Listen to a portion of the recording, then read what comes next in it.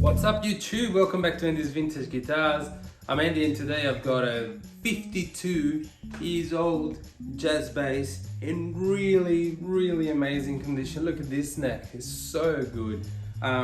So this is one of the early 70s. You can see all the features here. You can see the taut guard, you can see the duck bar instead of the thumb rest because that happened in 73, early 74. Still got the covers, single coil of course. Volume, tone as intended, and it's a beautiful 3-color sunburst. So it's still got a lot of shine, which is good because a lot of them, of course, exposing to the sunlight and playing smoke from the bar all the nights of gigging, they tend to become a little bit more, brown and worn. So yeah, this one has been looked after for sure. You can see that.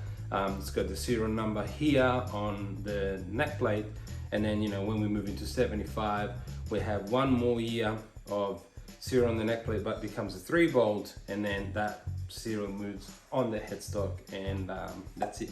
They also did change the timber used. So in these years, these are made of alder. This is alder. You can see the grain is really thin. When you move into the ash, majority of them they're heavier and they have a thicker grain, which is beautiful. I mean, when you think about the early Stingray music and Stingray, they had an amazing, timber, but with that comes a bit of more, a bit of extra weight. So it doesn't have the skunk stripe because it does have a beautiful rosewood fretboard, and it's got the binding, it's got the pearl blocks, the big inlays, big frets, bone nuts. Tuners, they're not as shiny as the later 71. And yeah, look, I'm gonna play with the covers. Normally I fancy them without. It's a lot easier to play, there's less stuff around, but I'm gonna play this bass with the covers the way it came out of the factory because they actually kept it that way, and so I'm gonna continue the legacy of this instrument. But yeah, a lot of people don't like him, but then they do get in the way if you want to play on top of this bridge pickup and get that Jacko tone. You gotta have to remove these. I don't know, like Marcus Miller, he loves this, the rest is hands here. But yeah, he doesn't have the bottom one for obvious reason. He uses that a lot. Yeah, I think that's about it. Let's make some noise.